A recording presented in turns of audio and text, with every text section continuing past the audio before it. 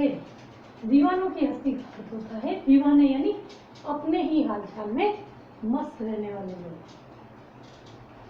अपने ही हाल में मस्त रहने वाले लोगों के बारे में ये कविता दे रही है कि उन दीवानों की हस्ती यानी उनका क्या चरित्र या क्या नेचर रहता था। तो अब हम पढ़ते हैं हमारी कविता। उससे पहले मैं आपको अपनी कविता दिखा देती हूँ। ये है हमारी कविता दीवानों की हस्ती। अब हम करते हैं इसका भावार्थ यानी हिंदी अर्थ। तो चलो अब करते हैं। इसमें पहली पंक्ति है कि हम दीवानों की क्या हस्ती है, आज यहाँ कल वहाँ चले, मस्ती का आलम साथ चला, हम धूल उड़ाते जहाँ चले।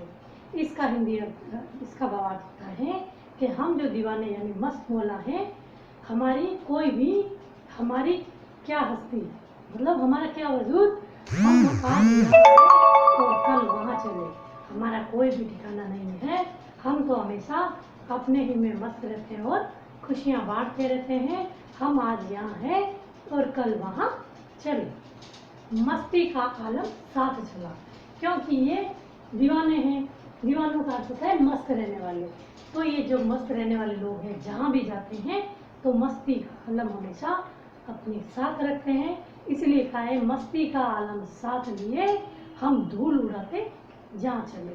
जिस तरह मिट्टी उड़ती है उसी प्रकार ये भी दीवाने एक जगह से दूसरी जगह पर जाते हैं और खुशियाँ लुटाते हैं।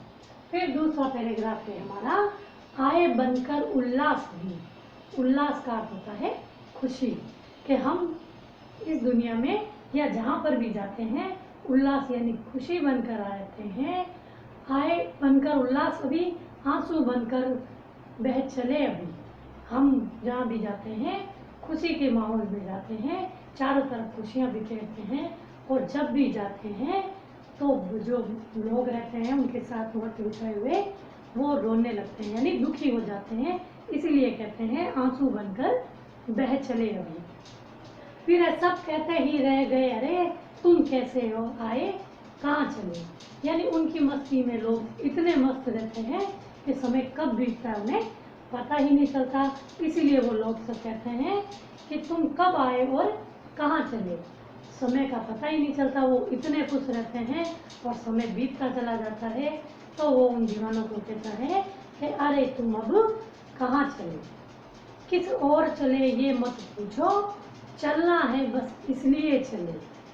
फिर दीवाने हैं वो कहते हैं कि हम कहाँ जा रहे हैं ये हमें मत पूछो, किस दिशा में जा रहे हैं ये हमें मत पूछो, हमारा तो काम बस चलते रहना है, दुनिया में खुशियाँ बांटते रहना है। जग से उसका कुछ लिए चले, जग को अपना कुछ दिए चले।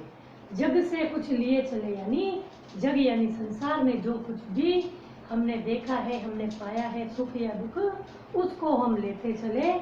और लोगों को हमने जो अपनी तरफ से खुशी दी है वो इस संसार को यानी संसार के लोगों को देते चले।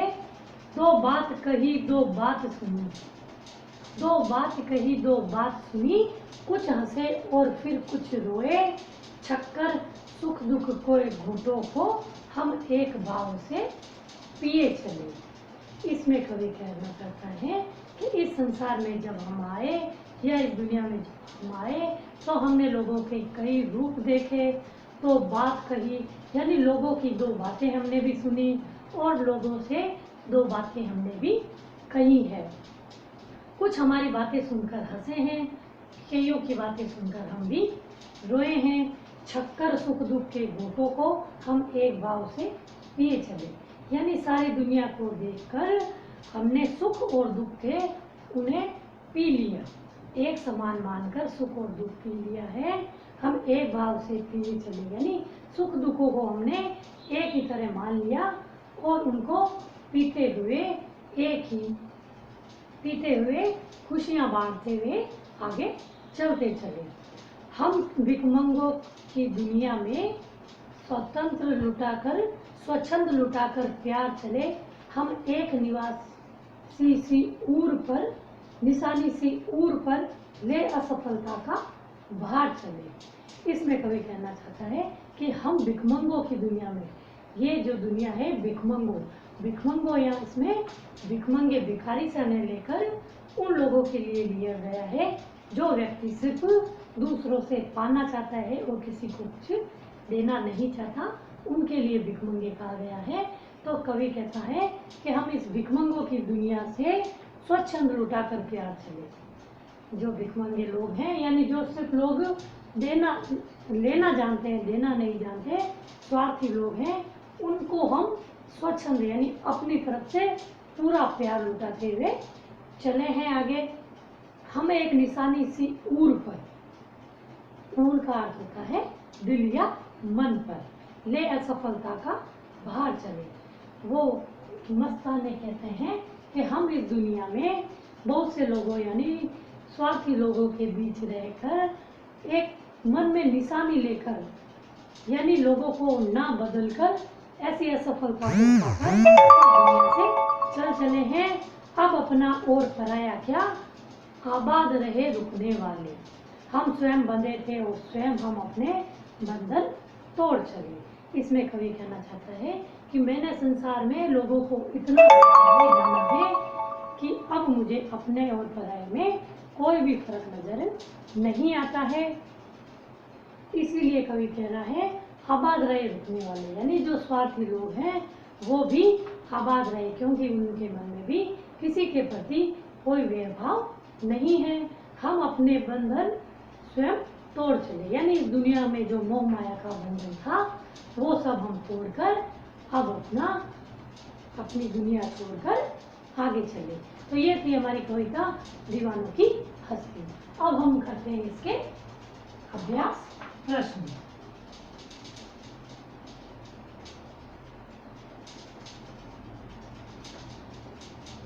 जिसमें पहला प्रश्न है हमारा, कवि ने अपने आने को उल्लास और जाने को आंसू बनकर बह जाना क्यों कहा है? तो इसका आंसर होगा, हमारा पहला प्रश्न है कवि ने अपने आने को उल्लास और जाने को आंसू बनकर बह जाना क्यों कहा है? तो इसका आंसर होगा, कवि ने अपने आने को उल्लास इसलिए कहा है क्योंकि जहाँ वह जाता है मस्ती का आलम लेकर जाता है। वहाँ के लोगों के मन में प्रश्न हो जाते हैं, पर जब वह उस स्थान को छोड़कर आगे जाता है तब उसे तथा वहाँ के लोगों को दुख होता है। विदाई के क्षणों में उसकी आंखों से आंसू बह जाते हैं।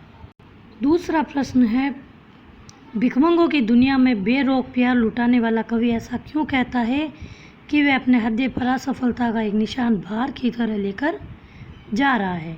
क्या वह निशान है या प्रश्न है, निराश है या प्रश्न है? तो इसका आंसर होगा, भिखमंगों की दुनिया में बेरोक प्यार लुटाने वाला कवि ऐसा इसलिए कहता है कि यह दुनिया केवल लेना जानती है, देना नहीं। कवि ने भी इस दुनिया को प्यार दिया, पर इसके बदले में उसे वह प्यार नहीं मिला जिसकी वह आशा करता है। कवि निराश है, वह समझता है कि प्यार और खुशियाँ लोगों के जीवन में भरने में असफल रहा। दुनिया अभी भी सांसारिक विषयों में उलझी हुई है। तीसरा प्रश्न है हमारा, कवि ने ऐसी कौन सी बात है जो आपको सबसे अच्छी लगी? तो कविता में कवि का जीवन के प्रति दृष्टिकोण हमें अच्छा लगा। कवि कहते हैं कि हम सबके सुख दुख एक हैं तथा हमें एक साथ ही इन सुखों और दुखों को भोगना पड़ता है। हमें दोनों परिस्थिति का सामना समान भाव से करना चाहिए। ऐसे दृष्टिकोण रखने वाला व्यक्ति ही सुखी रह सकता है। तो ये तो था हमारा चैप्टर दीवानों की हस्ती। आपको इसके अभ्यास प्रश्न नोटबुक में अच्छी राइटिंग में करने हैं। धन्यवाद।